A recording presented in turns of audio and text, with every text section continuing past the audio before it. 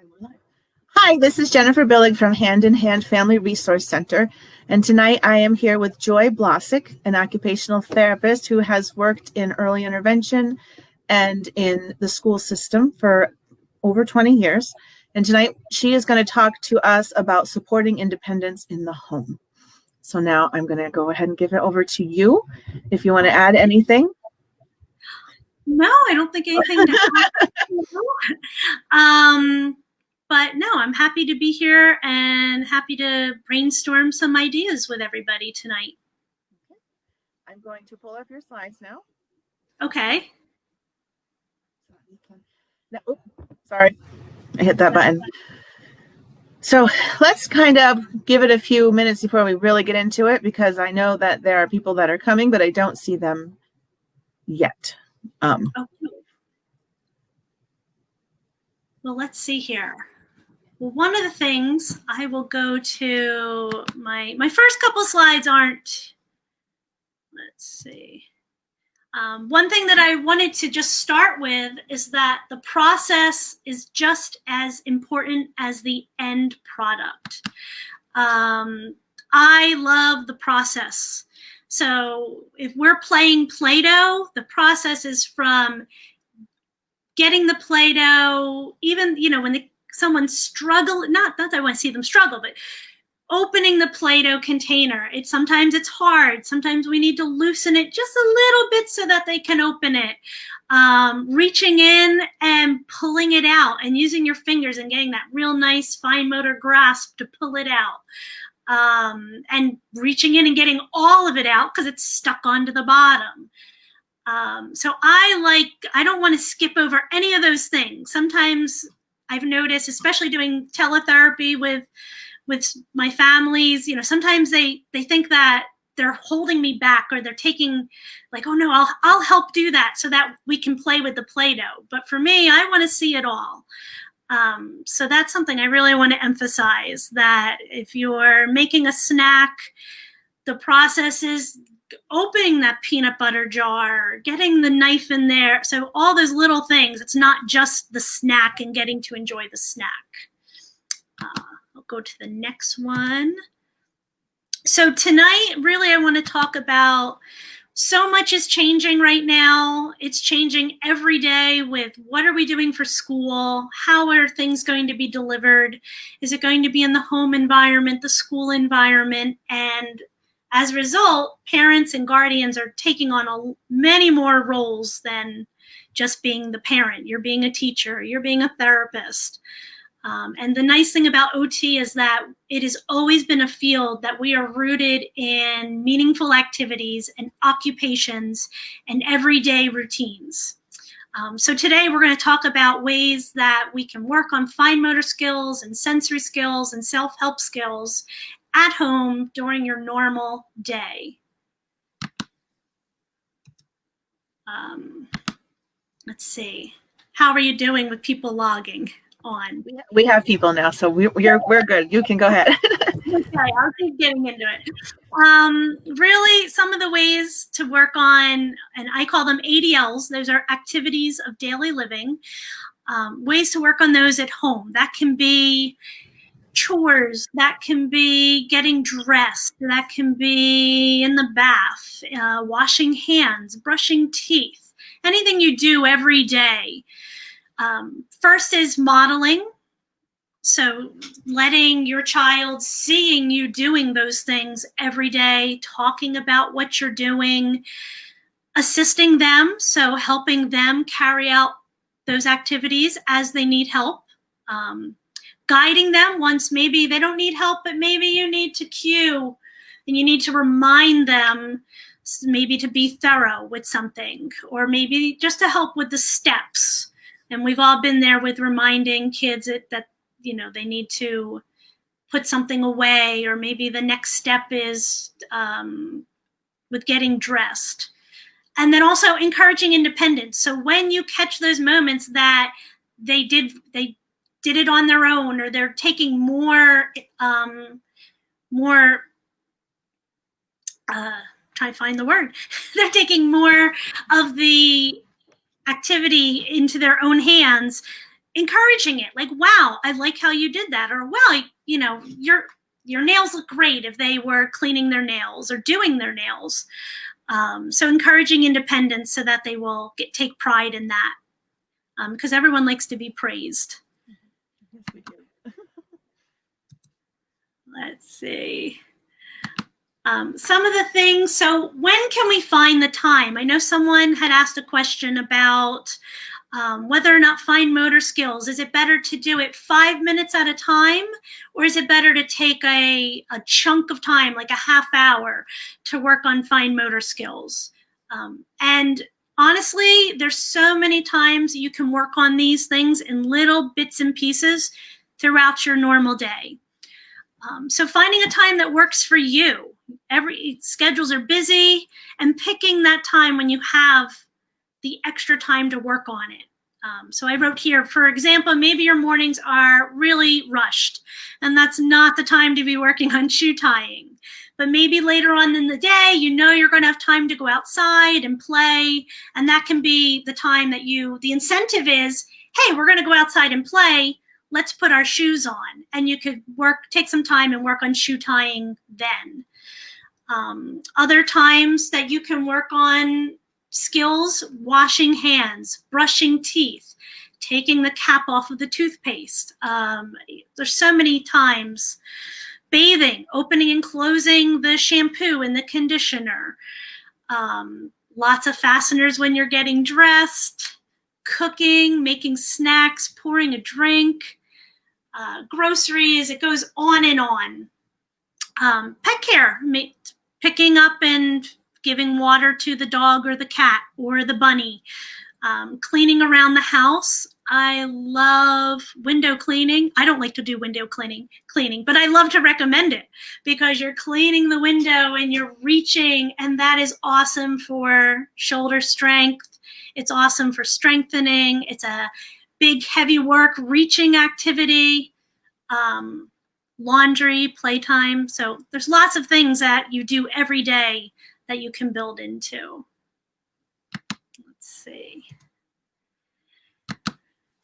Let's see. We also, talking about chores, there's been a lot of chore charts that are age-based. I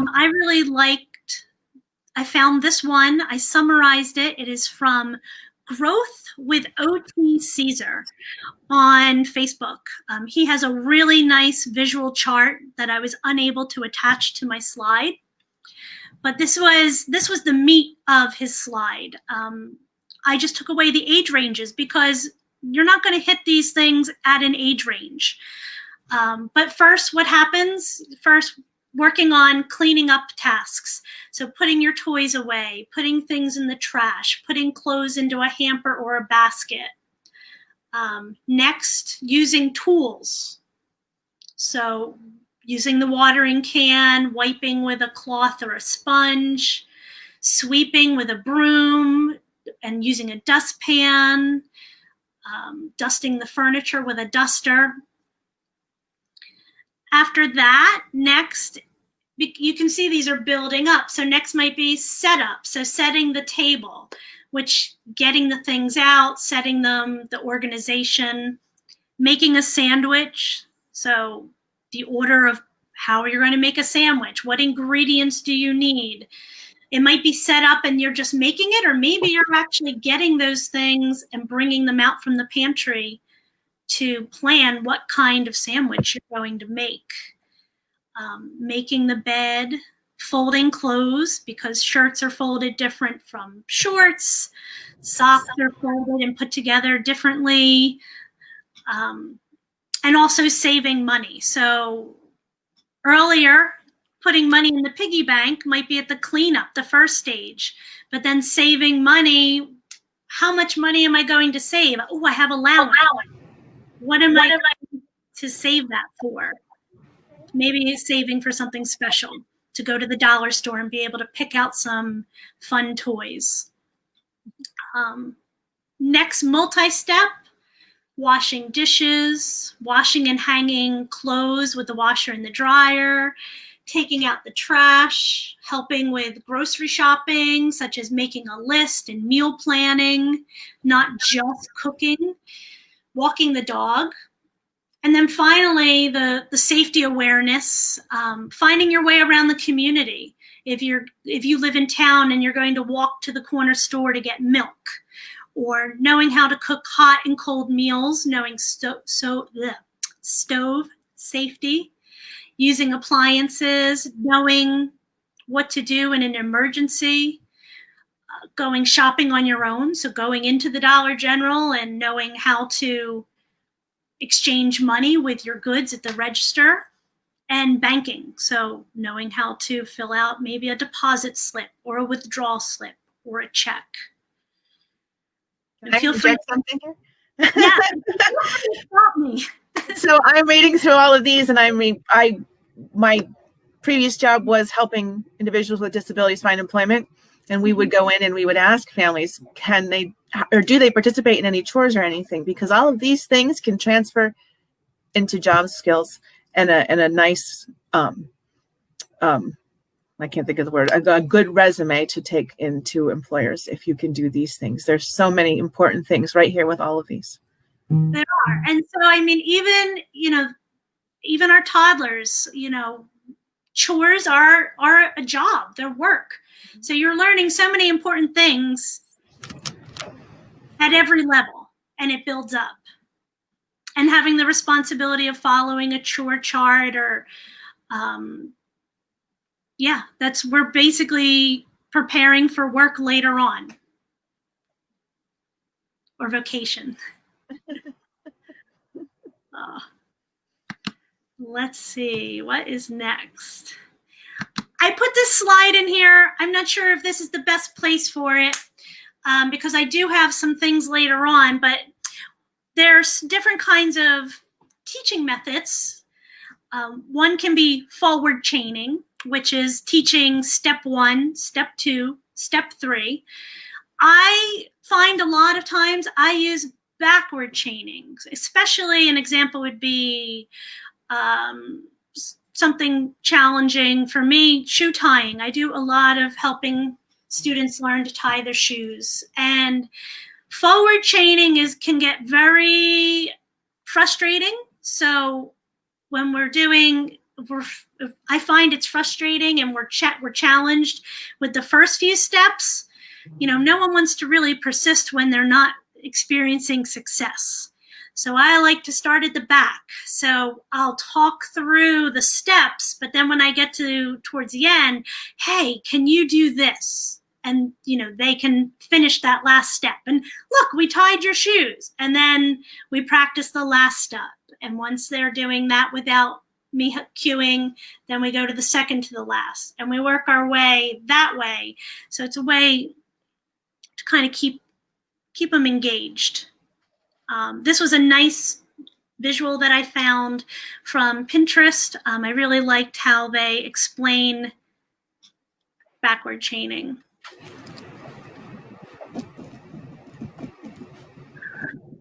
I know there were some questions that came in about task analysis. And as an occupational therapist, I was trained with activity analysis. So I just wanted to put this slide up here. It kind of shows the difference between the two things. So if you ask me as an OT about bathing, the things that I'm going to think about that initially what are the fine motor skills, the gross motor skills, the visual perceptual skills, sensory processing skills. So I'm going to be thinking of all of those things when I'm analyzing how someone does with bathing. Whereas task analysis is a step-by-step sequence of breaking down the activity. So what you need to do first. And over here on the other side, they have when I take a shower, and they broke down first use the bathroom, take your clothes off, turn the water on, scrub body and hair, rinse off, dry off, put on new clothes. To go a little bit further, here's some of all the things that OT analysis, when you ask an OT about bathing, my brain in the middle column, you can barely see it. It's very blurry and small, but there's sensory, there's tactile, proprioceptive, there's kinesthesia, stereognosis, body scream, position in space. It goes on and on. So those are all the things that are going to stream through my brain when I'm analyzing bathing. But with that, I don't know if we should pause or should I keep going? No, I was just thinking with that too, when we were talking about having a task analysis, I think it's also important to think about those other things, especially if there isn't spoken language. There might be some sensory things going on that we aren't even thinking about because it's just, you just get in the shower and we do it. And so we're not thinking of how they might be feeling or what they aren't understanding. So I think breaking it down step by step, but also taking into consideration what that water feels like on the head. And I think that's where a lot of these self-care things, such as we talked about hygiene, feminine hygiene after while toileting, after a bowel movement, a lot of times those are things that are often addressed by nurses and personal care aides and assistants in the school. And sometimes it doesn't trickle down to OT until they've been working on it and they say, something's not right. Something's not right, but we're having difficulty at this stage. And that's where I can come in. Well, is it, it's postural control. And maybe we need to put a step stool when you're sitting on the toilet and so that the person has their feet flat. And that's when they pull us in and say, we're missing something, but we need you to come in and help us get through this. And that's where we start problem solving, because task analysis, a lot of behavioral specialists, that's really their forte. They are excellent at task analysis. And it's not always something that OT is implementing from the start. We're rather coming in and complementing and joining in with what the team has put in place, but we're not the initiators all the time. Let's see here. So here's an example. We were talking about task analysis with putting on and taking off a menstrual pad, for example, getting right into some self-care. And so here's one of the directions going down with taking a new pad out of the box. I won't read through the whole slide for you all. Some of the places where OT might get involved is maybe we're having difficulty with bilateral hand coordination. So being able to hold the underwear and being able to manipulate and peel back the pad, or to place it and be able to squeeze it and make sure it's secure to the underwear. And sometimes the way we would practice that, we might be working with dexterity. We might be working with stickers. We might also be pulling out and working with an actual pad and how to stick that on. One of the visuals that I have found online had a great visual where this individual or the student was wearing leggings. So we were not in the bathroom. No one was working in the moment, but they were practicing with leggings, and they were able to practice with with underwear, but be fully clothed and practice that. Some other ways that I pulled up on that visual, and actually I will see if I will try to share it right now, okay?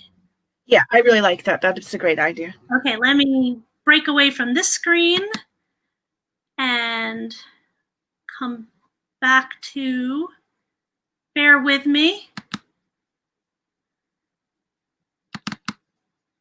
All right. It's coming.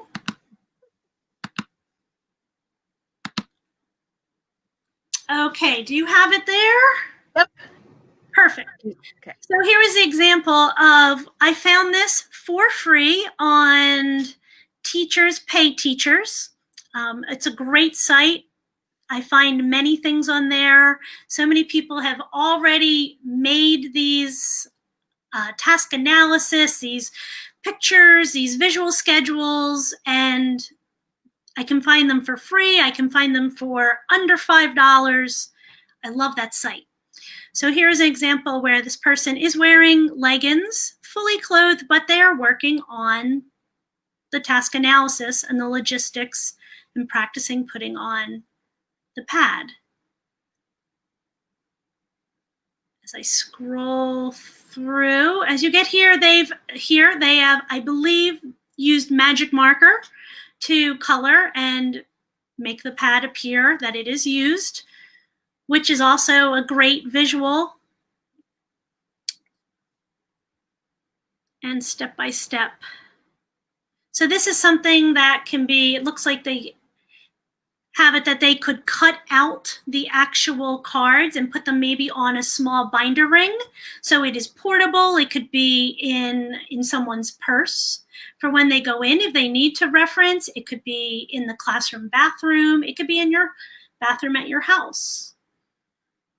Okay, I am going to While you're doing that, like, these are real pictures. So, I mean, you could even, we all have our phones with the cameras. You can take pictures of your child that you're working with while they're doing it, because that means more, I think, sometimes. Mm-hmm. And just throw them up on Canva is a site that is free, has a free membership, or I don't know what the word is I'm looking for, and then you have it, and you can slide it onto the phone, you can slide it onto the iPad, and you can have it all right there. Excellent. All right, I will go back to the other screen.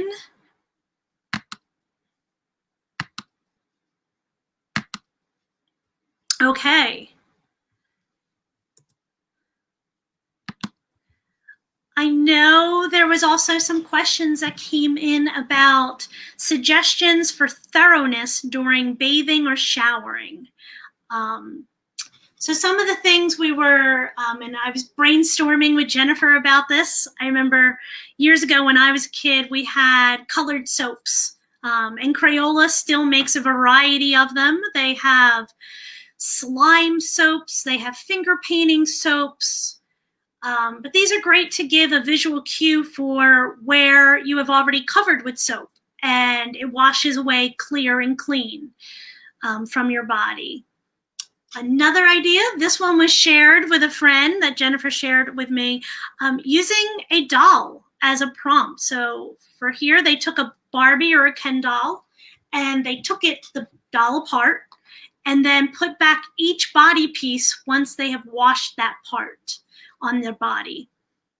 That they made me think of, if you don't have I don't know how well, it might be really hard to squeeze those pieces together. I think they Velcroed it to the side of the bathtub or the shower. Okay. So they just stick it right back on. Yep. Okay. But this next one's great too. Well, that made me think, okay, how if you got foam craft foam sheets and some Velcro, double-sided Velcro, and you could make a person and attach each body piece to the person as you wash that part on yourself. And then you can store the pieces in a mesh bag with a suction cup up high or somewhere on the shower wall so that you have it, or maybe you need it lower because maybe you're in the bathtub and you need it at a lower level. And hopefully it should dry out in that mesh bag. Another idea is using a mirror, a shower-safe mirror on the shower wall to be looking and seeing, did you rinse all of the shampoo or suds out of your hair? Because sometimes you might need the visual and not just rely on the feel of the soap to know that it is all rinsed out. There are some products such as 2-in-1 Pert Plus, 2-in-1 shampoo and conditioner, or head-to-toe body wash, which can simplify the cleansing routine. And sometimes these might have a little less sudsing than a traditional shampoo alone would have. Another idea is in the shower, you're not going to bring in a timer necessarily because you can't reset the timer if you're in there by yourself.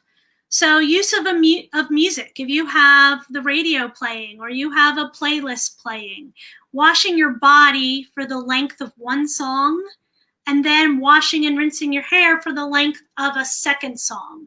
And of course, having it be maybe your shower or bathing jam playlist, whatever is your favorite kind of music.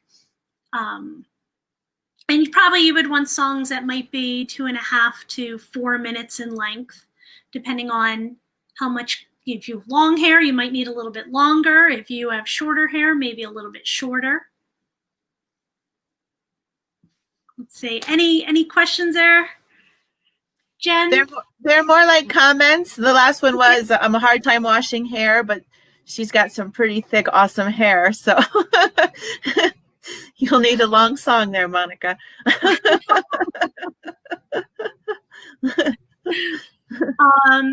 I mean, and sometimes even if you are washing hair, and if you have, sometimes we've actually done it with a towel over top of our shoulders and washing in front of the mirror. So not being dripping, soaking wet, but getting to practice it in front of the mirror with the scrubbing and the sudsing to make sure, are you washing all of your hair? Sometimes, we're missing. Sometimes we might only be washing this part, but we forgot this part. So that's where the mirror really has been helpful, I've found. My daughter squirts the shampoo on her head, but doesn't notice when it's empty, and she needs to get a new bottle. Okay. There was one. I've been reading. As I went through some of these, I always want to read to get more ideas because there's so many people who have unique ideas. So one of the things I had seen was making a line. So making a line on the shampoo bottle. I guess this works best if you have a clear shampoo bottle. But to see when the shampoo gets to this line, you need to tell me you need more. We need to put it on the shopping list. That's the kind of the warning that, I'm almost out of shampoo, was one of the suggestions that they had. Let's see.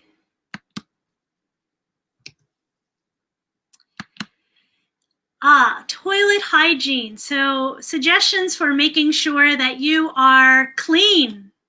One thing, wet wipes are a great addition. I know my whole house, we use them all the time. They're great. But here is an activity outside of the bathroom to be working on toilet hygiene and really talking about it. So what we've worked on is having a plate, paper plate, plastic plate, doesn't matter. But you're going to smear that plate with something thick, such as icing or peanut butter. Then, using whatever wipe you would typically use in the bathroom, using that to swipe the plate clean with one stroke. And then looking at the wipe, talking about if the plate is clean. So again, you're using language, you're using observation skills, and then deciding, do you need to wipe a second time? And then teaching the same way. When you've done that first wipe, what do you do? Did you use toilet paper and you need to throw it into the toilet? Are you practicing with a wipe?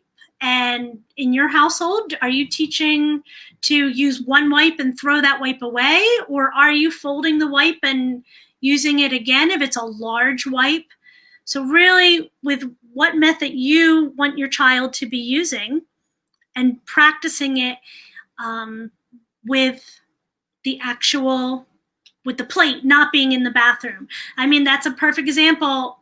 What happens? What happens when you get it on your hand? Because that's going to happen. So, okay, you have peanut butter on your hand. What do we do? How do we handle that? This is something that I've been able to do in schools because I can't necessarily go into the bathroom all the time with a student, but this was something that we could do in therapy at school to talk about cleanliness during toileting. Don't let them lick the peanut butter off of their hand. No. You can have a peanut butter sandwich later. Oh, I'm sorry. I couldn't help it. That's a good one. Let's see here. Of course, and going on further, there are also lots of adaptive equipment. So if there's someone who is having difficulty with the actual grasping of the toilet paper, they make special tools that can work and hold the toilet paper so that you can wipe. There's lots of, there's now bidets that fit onto regular toilets that can fit onto a regular aftermarket toilet that individuals use. So there are lots of other options that are out there.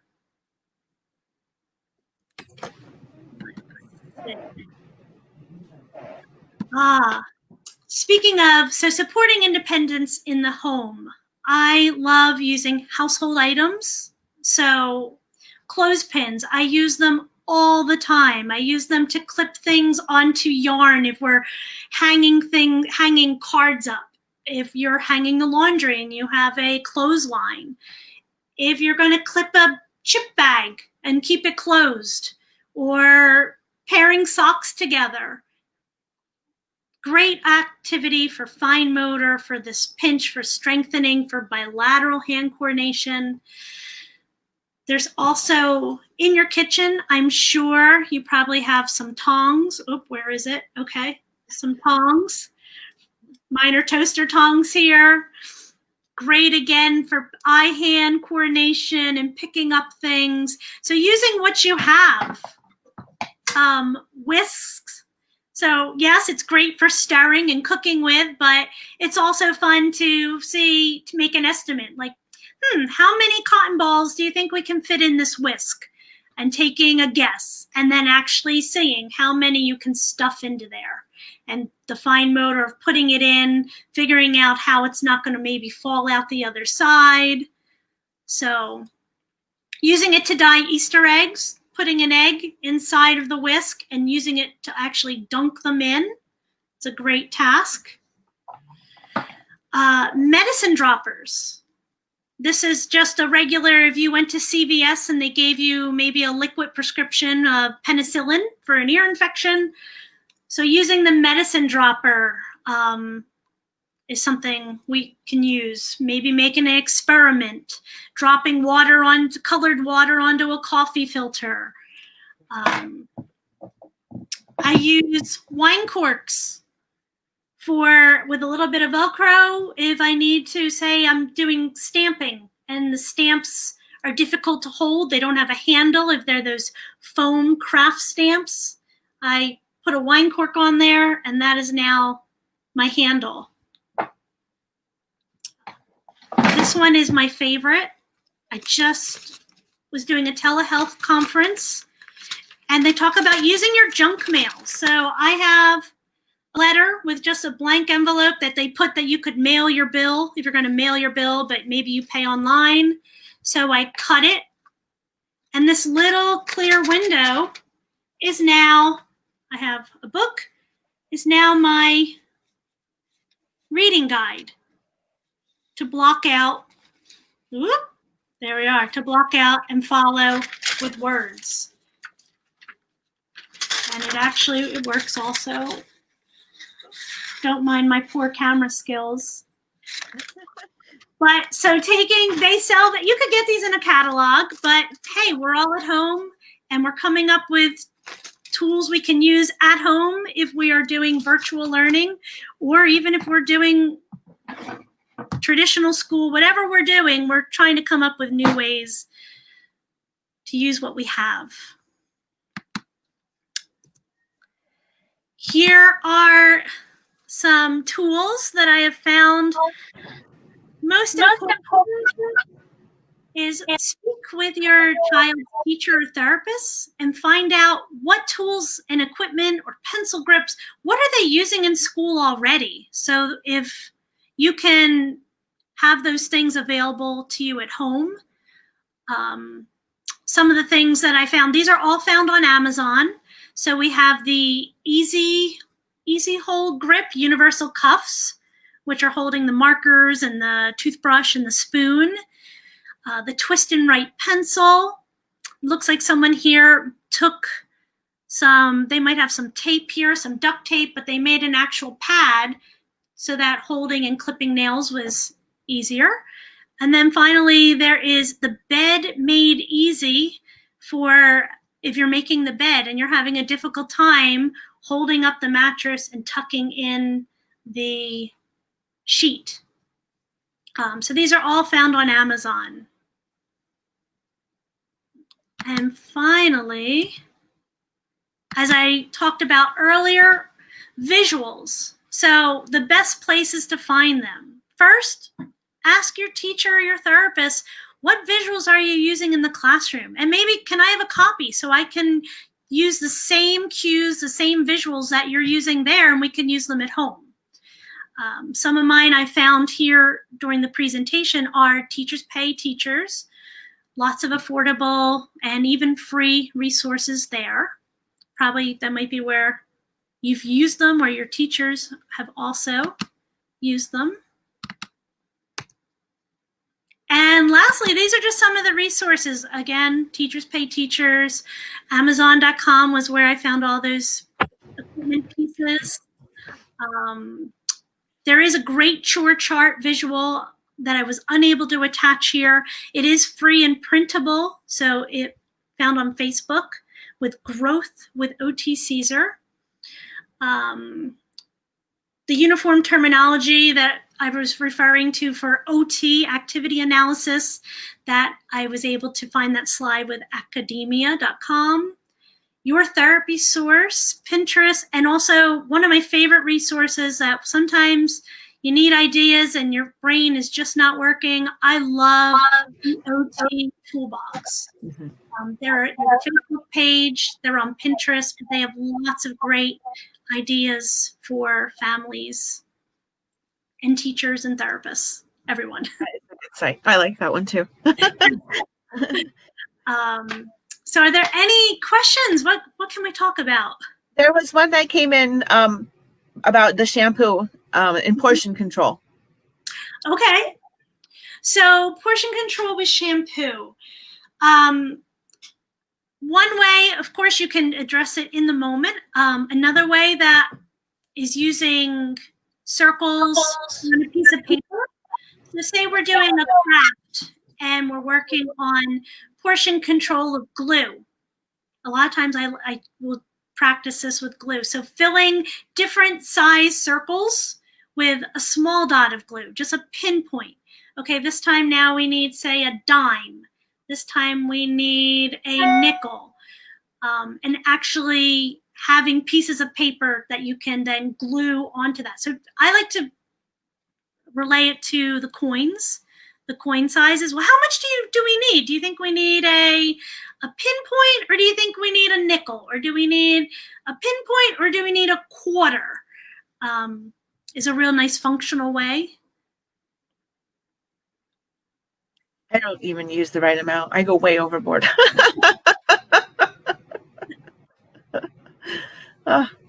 So there aren't any other questions coming in, but I was writing stuff down as we were going through. Okay. I'm trying to remember as we were going through. I talked about the job skills. When we were talking about cooking and making sandwiches and stuff, there's a website called Accessible Chef that has picture menus, or not menus, picture recipes. It shows step-by-step pictures of how to make a sandwich or how to make a brownie in a mug or all kinds of things like that. That's a great website that I stumbled on. Oh, here comes something. Okay. My daughter is an adult, 25 years old. She currently does her own laundry, will take out the trash or set the table when asked. No other chores are asked of her. Well, that's awesome. So that wasn't a question. That was a statement. Oh, you were talking about grocery shopping. There are apps that have pictures. So you need apples. You can make a whole grocery list based on pictures to have help shopping. What are some good chores that might make her a better roommate someday? Okay, so let's see here. So my guy, so she's doing, can you repeat that again? Because I am not an auditory learner. I'm a visual learner. So I'll start with the first sentence or the first statement. My daughter is an adult, 25 years old. She currently does her own laundry, will take out the trash, or set the table when asked. No other chores are asked of her. What are some good chores that might make her a better roommate someday? Better roommate someday. So she takes out the trash, she sets the table, and she does her laundry. So let's see here. There can be using vacuuming. So she's doing setting the table, doing the multi-step of doing her laundry, vacuuming. There can be keeping a list with foods that need to, with the meal planning. So if she is making her own meals, say, what do we need? What are we out of? Let's see what else there are. Somebody else said dishes. Dishes, yes. Or just loading them if there's a dishwasher. Yes. Those, like, thinking of like those communal space sharing chores. So when understanding how to load that dishwasher, like what goes on the top, what's too high, what's the best way to position them. Exactly. I think even my family could use how many people everyone has their own way to do that, and how they like a dishwasher to be loaded. So I mean, it can be taking pictures of it, practicing it, talking through it. Where do you think? Where should we put this? I love to do that with individuals. You know, where should we put this? Okay.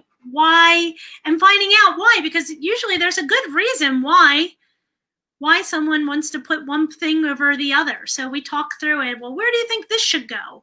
A lot of times that's my cueing more so than saying, put this here, put that there. Well, where should this go? And then waiting to see, what do you think?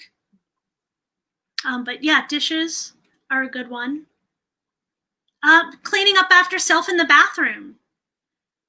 That's a great one too, because as a roommate, you will be sharing a bathroom most likely. So, being mindful of hanging up your towel, being mindful of changing if the toilet paper roll needs changing, cleaning up your toothpaste in the sink. So those general cleaning up after yourself in there is a great responsibility.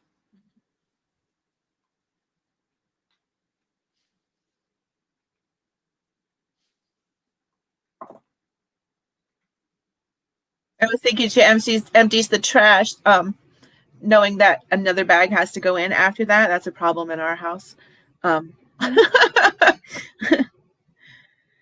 Yes. Yeah. Chores are tough. Everyone has their own habits. They are. So having had roommates before, I say those are all good ones. If you can take out the garbage and do your dishes and clean up after yourself. Mm-hmm.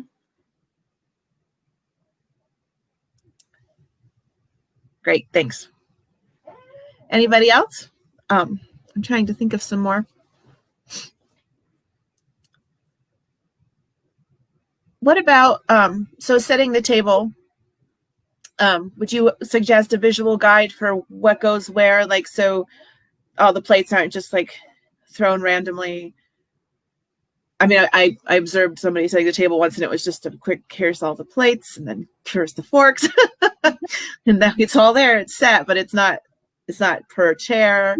Each person doesn't have their silverware. Right. Yeah. I don't care if the fork and the knife aren't in the right place, but at least be all together in front of the seat. Definitely. A visual is great for that. Sometimes a good way is to use a placemat. So, defining, okay, each person has this area and saying, okay, everyone gets a plate on the placemat. Everyone gets a fork, everyone gets a knife. So that helps give a contained visual of each person.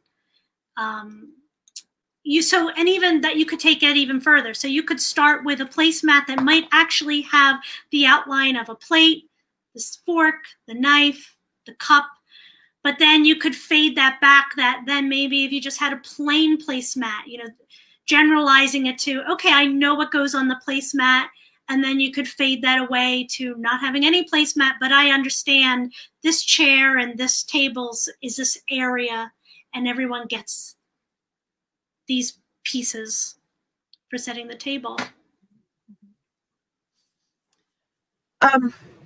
What about if there's a physical impairment and we want to teach them to clean up the table and set the table? So I can see setting the table, everything is there, and then that person just needs to. But what about clearing? Do you have any suggestions if they can't walk and carry? So one of the things that can be helpful, depending if they're if using a walker. So using a walker, having a tray that perhaps they can load things onto that tray and then be able to transport and walk over to the sink, the dishwasher, the counter. If that person is in a wheelchair, is there a tray or is there something that they can also transport on their lap and be able to, not lap, but at lap surface, and be able to transfer and take over to the sink, over to scrape the plates off or put into the dishwasher. Those are things that initially come to mind, especially when you get to clearing the plates and, they can be messy or they can be slippery. So you might need a piece of Dyson or anti-slip, that foam, to help them stay stable and not be sliding. Are we missing any chores that anybody wants to hear about, or any other hygiene or self-help? I'm thinking that if we do a task analysis or we have a chore and start to finish, and you talked a little bit about backward chaining, if there's a child that's very involved, how can we involve them in a chore? And like even just to do a little part of it. Mm-hmm. So let's see here. So say we are, I'm trying to think. So say we are doing laundry. Whether it be that, maybe the laundry basket comes out and fresh out of the dryer. You can definitely involve that person with the warmth, giving them the experience of the warm, clean clothes. So maybe they're going to transport and help hold some sheets, or, giving them that sensory, bringing them in like, ooh, these are fresh, warm sheets. They smell so good. So of course, I love fresh laundry. So incorporating the sensory piece of it.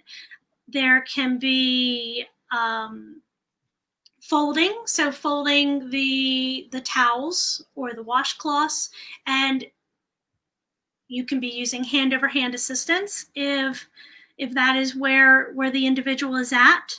You can be working on grasping. So, okay, hold on. If you want to work on grasping, okay, you hold this end of the towel, and you can help with the folding that way. If you're able, maybe you're talking about sorting. So maybe you're talking about sorting and you want someone to use eye gaze, and holding up. Okay, I don't have any socks with me right now, but say I have a dad's sock, like a big long tube sock, and I have a little short sock, like, okay, and trying to have them, which ones match, are these a match?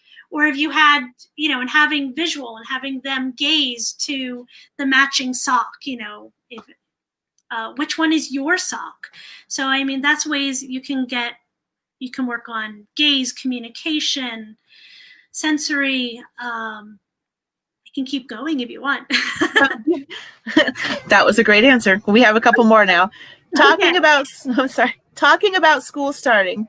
How can we get children to get into the habit of completing schoolwork before playing if they typically need downtime or withdrawal time after an overstimulating day?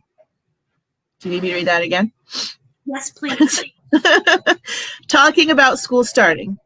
How can we get children to get in the habit of completing schoolwork before playing if they typically need downtime or withdrawal time after an overstimulating day? So school is really hard, and how do we get them to do their homework? Okay, so definitely, especially not knowing whether they are coming home on the bus, which can be overstimulating to some kids. It can be, some kids fall asleep on the bus. So you might get someone who's completely overstimulated. They've had a full day of school. You might get someone who has fallen asleep on the bus and they come home and they're groggy. You get the kids who may work so hard to follow the whole school routine, and then they come home and they need a break. They've held it together. They've done everything they needed to, and they're home, and that's their safe place. And maybe they're going to they just need a break. So let's go with that break. You need a break. When you come home from work, do you want to just jump right into answering emails that come in? Probably not. Or if you've been cleaning and cooking all day, do you want to start cooking and cleaning right away or doing another work task? So giving a break, whether that be a sensory break, movement. Do they need movement? Do they need some quiet time? You know what your child needs best in that area. Then setting a small window. So it's hard to say how much homework. Depending, different ages, different grades, different levels have more and more as time goes on. So setting a small window. Maybe you're only, okay, we've had a half-hour break, we've had a snack. Let's do 15, 20 minutes of homework. And then taking another break, if that works for, and then if you still have more, say it's a fourth grader who has more work, and doing small chunks with the incentive that they get a break in between can be one way. Picking an incentive that is their choice. Okay, when we finish your homework, what do you want to do? So letting them pick, what are they working for? Why are they doing their homework? What is something that they are going to look forward to in the end? There's two more. Okay. This one is, how about using a phone for calling people or texting, not games and videos? Okay. Definitely. And one of the things that is a blessing and a curse are smartphones. They are slick. So it's very easy to sometimes, not have the actual button that you can tactilely feel to press. So definitely practicing. First off is knowing the phone number. Do you know the phone number of whether it be a parent, a grandparent, can you recite it? Can you write it? Can you type it? Can you type it on the computer? So knowing those numbers and knowing the sequence is the first step that I use. Or if you need a visual, if you need it written down, can you type it out? You can practice it on a laptop. You can practice it on an iPad. But then also getting down to the smaller, once you know and you recite it, or you can type it off of an index card, practicing it, and say you're calling grandmom and grandpa, going through and practicing dialing those numbers on the phone. I don't know if that's specific enough. No, and there's also, I attended an Apple training this past summer, and there's a ton of accessibility options for iPhones and iPads, and I think some of the Androids also have them. Mhm. From changing the lighting, from changing the size of the numbers, there are a ton of I know. accessibility options on all of them. Yes, Um, and you can do a delay so that you can delay almost like the sticky keys on a keyboard that will allow that it won't be you won't be as quick. You can change that touch response. And this brings up another thing. We were going to have a safety expo, which we had to cancel. But one of the things we wanted to talk about was, in the event of an emergency, would an individual know how to get into the phone to even dial 911? So having that code to get into the phone and knowing how to use it, I think is very important, especially when most of us don't even have landlines anymore. Yes, Mm-hmm. definitely. So, and then the other one was any cooking tips. Okay, cooking tips. Well, that's a vague that's a vague question there. I don't want to just babble on. Cooking tips, definitely. I always say my hierarchy. So where I would start would be meal preparation. So preparing snacks, no cooking, no heating. Just cold meal prep. So starting with, I always start with peanut butter crackers, or I say peanut. There's a lot of peanut allergies, but jelly on bread. So just one or two ingredients with spreading, buttered toast, buttered bread, then building into using a toaster. So building in, using a toaster, using a microwave, teaching the safety skills there.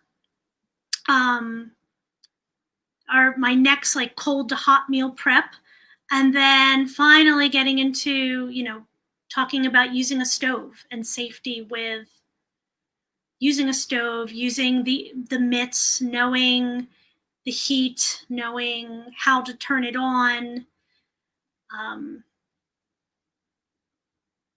safety going into the oven. I typically will probably work with stove top a little bit before oven.